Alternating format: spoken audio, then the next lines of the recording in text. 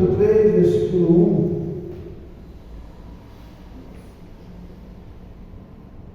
Pedro e João subiam ao templo para a oração da hora nona. Levavam um encosto de nascença, o qual punham diariamente à porta do templo chamada Formosa, para pedir esmola ao que entrava. Vendo ele a Pedro e João, que iam entrar no templo, implorava que ele desse uma esmola. Pedro, ficando juntamente com ele, com João, disse: olhe para nós. Ele olhava atentamente, esperando receber alguma coisa. Pedro, porém, disse: não possuo nem prata nem ouro, mas o que tenho, isso te dou. Em nome de Jesus Cristo Nazareno, levanta e anda. E tomando pela mão direita, levantou, e imediatamente seus pés e tornozelos se firmaram. De um salto pôs-se em pé, passou a andar e entrou com eles no templo, saltando e louvando a Deus. E viu todo o povo a andar e a louvar a Deus. Sentaram-nos, irmãos. Se diz, eu preguei sobre esse texto aí, irmãos. Só que hoje não tem nem outro. Esse dia eu falei que você pode fazer a diferença com o que você tem. E o texto era esse. Mas, irmãos, esse texto é tão rico que hoje eu quero falar com vocês sobre esse tema que tem na frente: olha, fé, oração e companheirismo. Já vemos mais a diferença. Algumas coisas são muito importantes na nossa vida, né? Atualmente, muitas coisas se tornaram importantes para nós. Um exemplo é água, luz, telefone. Agora, antes era só isso, água, luz, telefone. Agora é água, luz, telefone, internet, tem um monte de coisas. Mas no geral, irmãos, as coisas importantes, elas são mais insubstituíveis. E, atualmente, o que é insubstituível seria a luz, a água, a alimentação, moradia. Isso tudo é muito importante para nós. E andar com Deus é insubstituível, meu crente. Não dá para você viver a vida com Deus sem andar com Deus. Quem vem à igreja, mas o Espírito Santo não entra naquela pessoa, naquela família, alguma coisa está errada. Amém? E nós caminhar com Deus, algumas coisas são muito importantes. Umas são insubstituíveis. Essas aqui são elas: fé, oração e companheirismo. Essas três coisas é insubstituível na vida cristã. Você vai precisar de fé na sua vida. Você vai precisar de companheirismo. E você vai precisar de muita oração na sua vida para poder vencer. O companheirismo, irmãos, dentro de uma das coisas mais belas do cristianismo, da fé cristã, é o companheirismo. Quem já leu o livro de Atos todo, você vai ver que no livro de Atos, capítulo 2, diz que não havia nada em particular, tudo era comum. Eles comiam suas refeições com singeleza, repartiam o pão de casa em casa, havia comunhão e havia uma interação uns com os outros. Então havia um companheirismo que se perdeu ao longo do caminho. Quanto maior a igreja, maior é a individualidade. Não que nas igrejas grandes não possam ter companheirismo, pode, mas é uma fração mínima. Por isso se criaram grupos dentro das igrejas, para que as pessoas tenham comunhão pelo menos naquele grupo. Porque hoje em dia as pessoas, ninguém quer levar as cargas uns dos outros. Ser companheiro é difícil. Quando Cristo diz: amai-vos uns aos outros assim como eu vos amei, é algo maravilhoso. João 13: amai-vos uns aos outros. Não dá para servir a Deus sem ter amor no coração. Não é não? Quando Jesus mandou os 70 10, ele separou 70 discípulos. Tinha os 12 apóstolos, depois separou 70 discípulos. E o que ele fez com eles? Arranjou um companheiro para cada um, mandou de 2 a 2. Esparramou nas cidades e povoados, aonde ele iria chegar para pregar. E mandou aqueles grupos de 2 a 2, companheiro do outro, para poder ir anunciando: Jesus está chegando. E começaram a orar e abençoar o povo. E quando eles voltaram, diz a Bíblia lá em Lucas, falou: Senhor, pelo teu nome, até os demônios nos submetem. Então, era uma forma de companheirismo. Foram 2. E tá vendo? Lembra que eu li em Amós 3:3? Andaram 2 juntos se não tiverem como um acordo? Né? Pedro e João eram companheiros, eram amigos, eram parceiros na oração, parceiros na fé. Imagina, Pedro levantou aquele dia alegre, passou um dia abençoado, e quando deu lá pela hora nona, que entrou de 3 horas da tarde, eles foram lá para o templo, reuniram-se, e Pedro e João subiram para o templo para a oração da hora nona. Eles subiam com prazer, em comunhão. Tem que haver comunhão no meu na igreja. Você tem companheiro para orar? Você ora com a sua esposa, você que é casado? Você ora com a sua família, com os seus filhos? O pai e a mãe precisa dar as mãos e orar no quarto dos filhos. Dar a mão e orar no quarto de todo, em cada cômodo na sala da casa.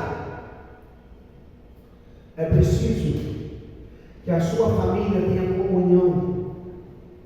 E se você tem filho com menos de 18 anos, se ele tem um celular e está bloqueado, pega o martelo e quebra ele.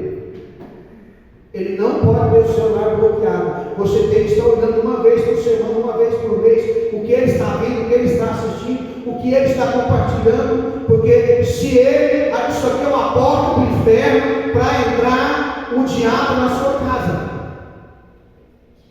Pode ser uma porta do céu também, para entrar muitas bênçãos, mas tudo que é bom, o diabo usa para poder tirar algum proveito. Família é lugar de comunhão. Então, pega o marido e a mulher, a esposa e o seu marido, precisa dar as mãos e orar na casa toda. Uma vez por semana, uma vez por mês, tem que pôr todo mundo na sala para orar. É sério? Estou falando sério. A Bíblia diz lá em Mateus 18, verso 19: em verdade também vos digo, se 2 entre vós sobre a terra concordarem a respeito de qualquer coisa que porventura pedirem, se lhe é concedida por meu Pai que está nos céus. Você tem que ter um companheiro de oração. Me recordo aqui de Daniel, né? Eu falo muito sobre Daniel, porque lá em Daniel capítulo 2 fala que o rei teve um sonho, e ele ficou tão irado que ele queria que os seus sábios, que eram pagos para lhe aconselhar, contassem o que ele sonhou na sua cama, quando estava dormindo, e desse a interpretação. Ele ficou aterrorizado com o sonho. Como ninguém podia fazer isso, como ele falou: olha, homem nenhum pode fazer isso. Só Deus pode fazer isso. E não está com os homens desse Deus. Então Daniel foi dada a ordem para matar todos os sábios da Babilônia. E Daniel estava no meio, ele não sabia.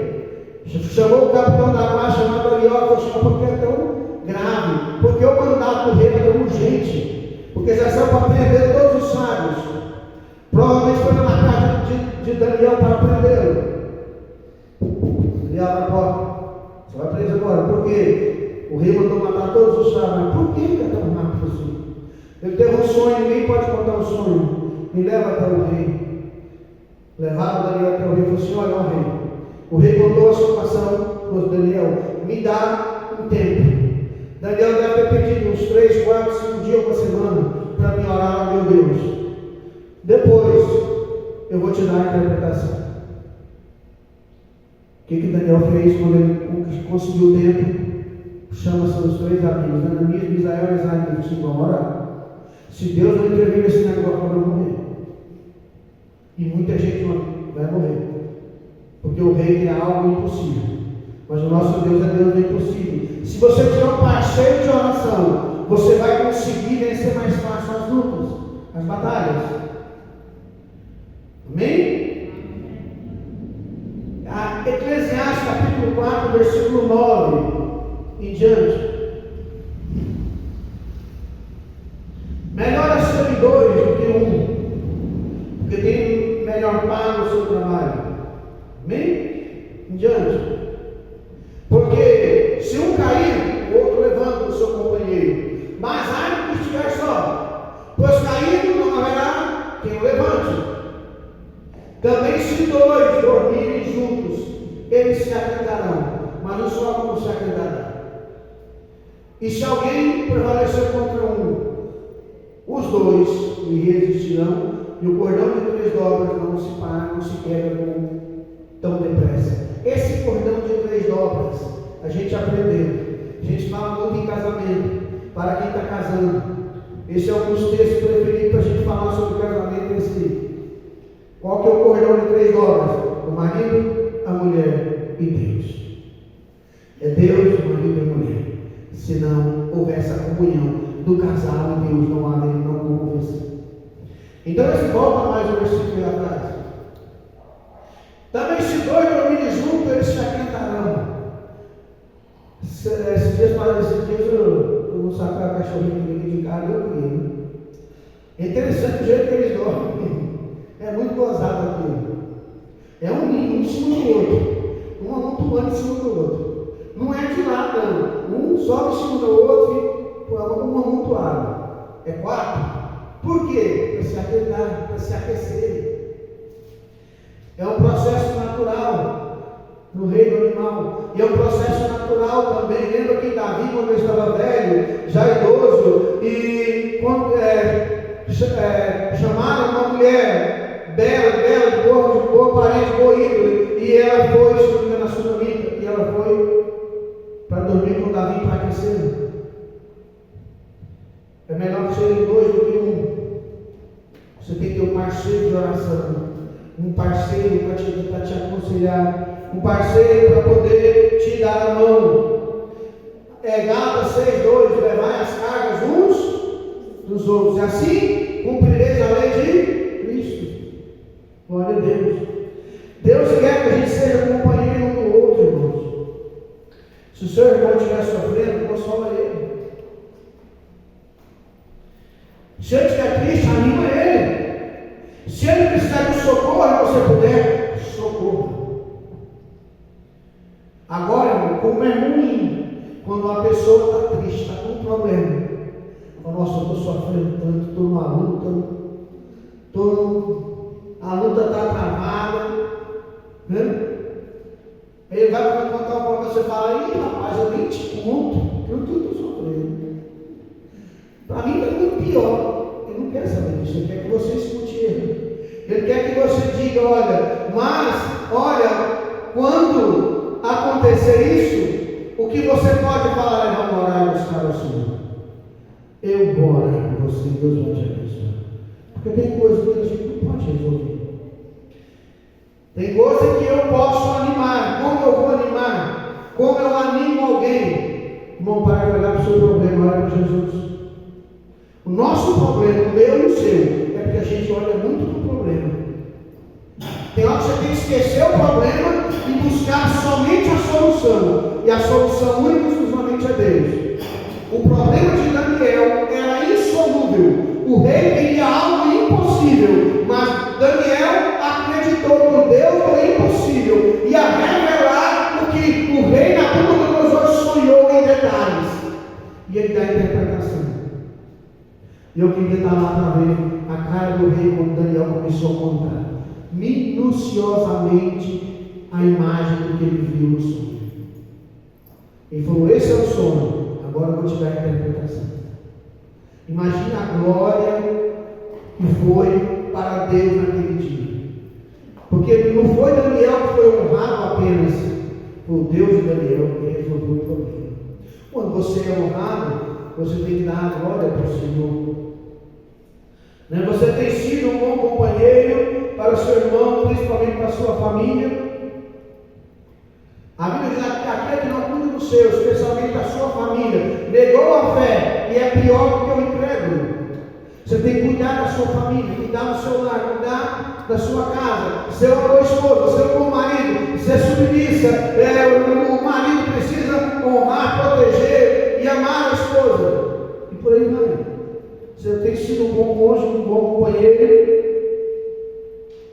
Você tem sido um bom companheiro de Cristo. E a oração? Nós falamos de companheirismo, né? Falamos de companheirismo. Agora vamos falar sobre oração. Olha só, irmãos.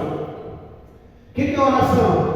Ter fé é o quê? Não é crer? Crer não é possível? Convicção. O que é certo? Fé, convicção é crer, não é?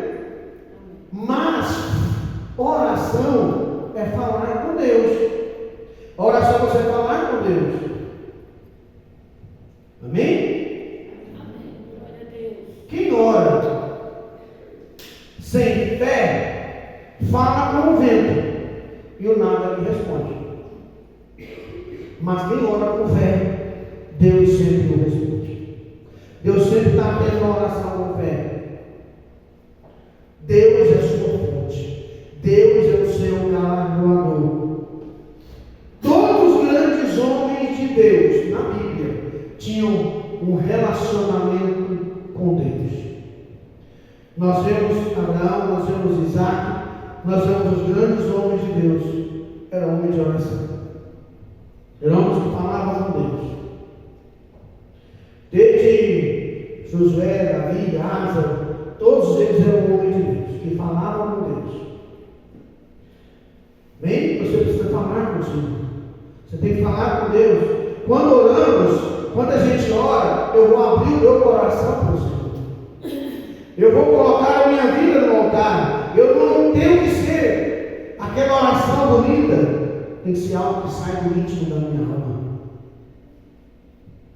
E se você estiver triste, magoado, revoltado, chega para o Senhor e fala: Senhor, eu estou triste, magoado, estou revoltado.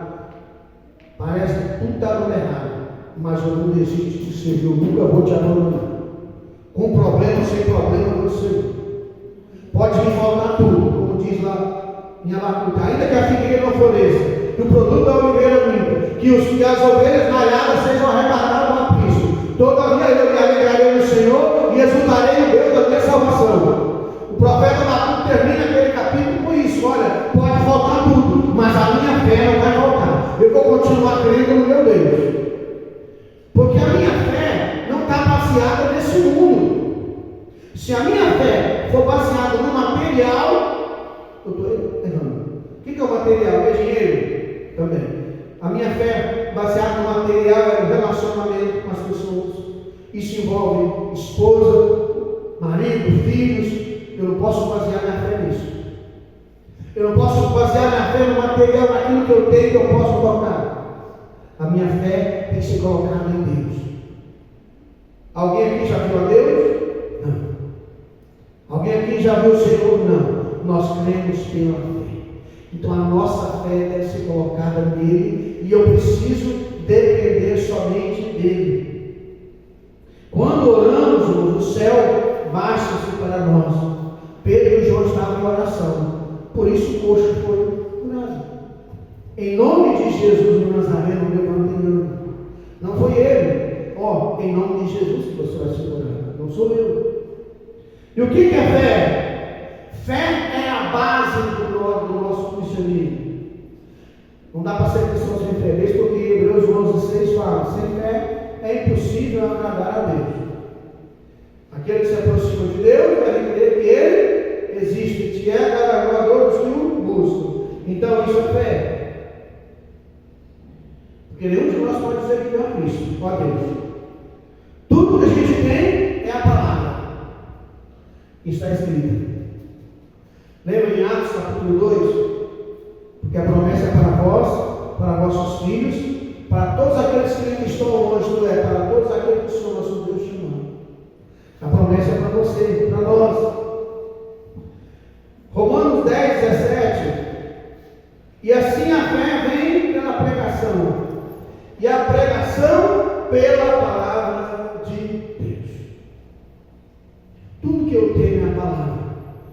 A ferramenta do pastor, do obreiro é a palavra. A palavra de Deus.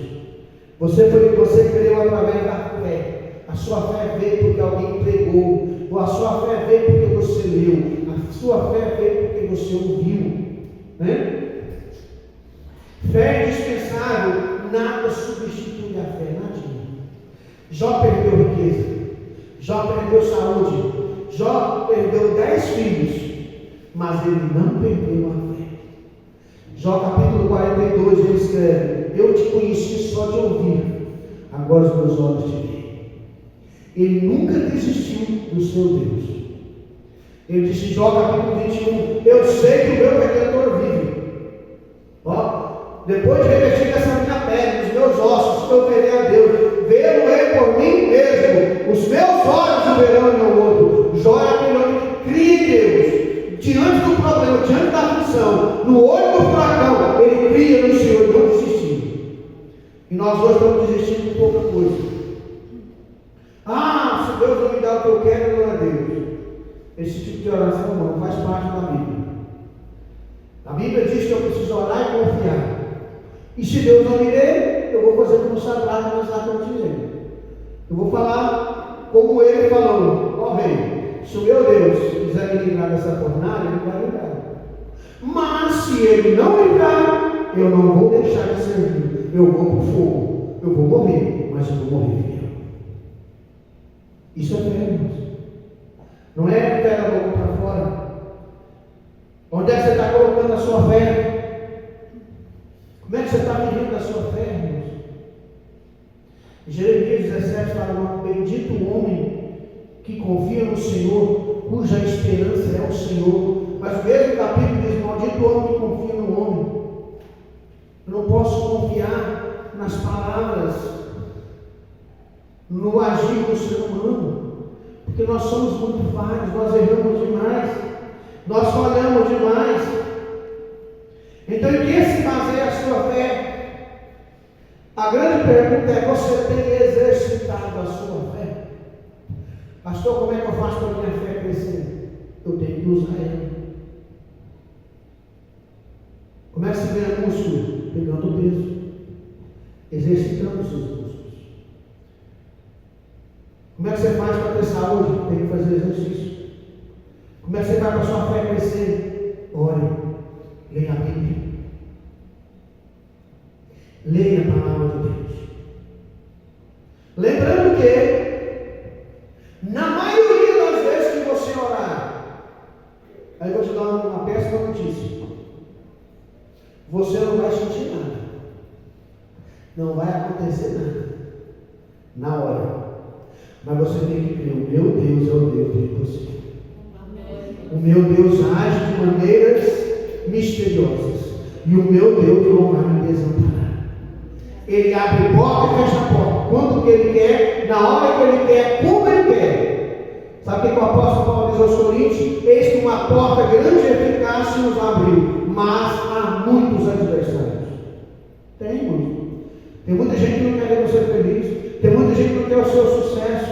É por isso que você tem que se apegar com o Senhor. É por isso que você deve colocar a sua vida no altar. É por isso que você precisa exercitar a sua fé. É por isso que você precisa eleger os companheiros de oração, eleger aquelas pessoas que são modelos na igreja. Meu tio, já falei aqui muitas vezes, meu tio Ailton, quando eu me converti, ele praticamente me criou na fé. E ele me levou para a igreja quando eu tinha 8, 10, 12 anos. Eu ia para a igreja com ele. Depois de um certo tempo eu desviei, eu jovem, criança, né? Minha família não era crente, peguei. Fui trabalhar e cuidar da minha vida. Quando eu me casei, eu falei para minha esposa: mas tem que procurar a igreja, tem que aproximar do Senhor. E meu time falou para mim na porta da igreja dele: falou assim: olha, meu filho, independente da igreja que você for, toda igreja tem gente fiel. Procure estar com quem é fiel. Uma pessoa que ora, que nem está nos cultos, sempre procure estar com ela. Você tem que estar com gente melhor que você. Você não pode estar com pessoas que é igual a você. Você tem que andar com gente melhor que você. Gente que quer te aproximar do céu, que quer te levar para um nível melhor. saia dessa mesmice sua, ora, busque ler a Bíblia, seja amigo, seja ore, ajude o seu irmão a levar a carga dele. Esqueça do seu problema. Irmãos, olha, eu preciso esquecer do meu problema se eu quero ser abençoado. Pastor Geraldo Afonso contou nesse altar aqui, o nosso pastor lá em BH, contou que nesse altar, uma época dele estava muito ruim, desempregado, situação difícil. Deus falou comigo: começa a abençoar, que eu vou te abençoar. Como eu tinha um trabalho bom, eu tinha muito terno, muita roupa boa, ele começou a pegar os ternos que ele usava no trabalho, ele começou a distribuir aquilo que ele tinha e começou a dar para os irmãos, e logo Deus começou a abrir as portas para ele. Você precisa esquecer do seu problema. Coloque o seu problema de lado um pouquinho, exercite a sua fé, a sua oração, e seja companheiro na luta por uma cidade melhor, por uma igreja melhor, por um evangelho melhor. Quanta gente está precisando de salvação, irmãos. Quantas pessoas estão sofrendo nesse mundo, precisando de uma única palavra, e você está preocupado só com o seu problema. Nosso problema existe, é real. Muitas pessoas passam dificuldade, mas eu preciso saber que o seu problema, como diz o Tiagão, cantor, se você está respirando, o sangue está correndo nas veias, há esperança. Se você está respirando, o sangue corre nas veias, tem esperança. Tem esperança. Para de olhar para os lados, para de olhar para o problema. Exercite a sua fé. Ore mais, leia mais a Bíblia. A gente fala muito isso, mas o alimento do crente é a palavra de Deus. Venhamos ficar em pé.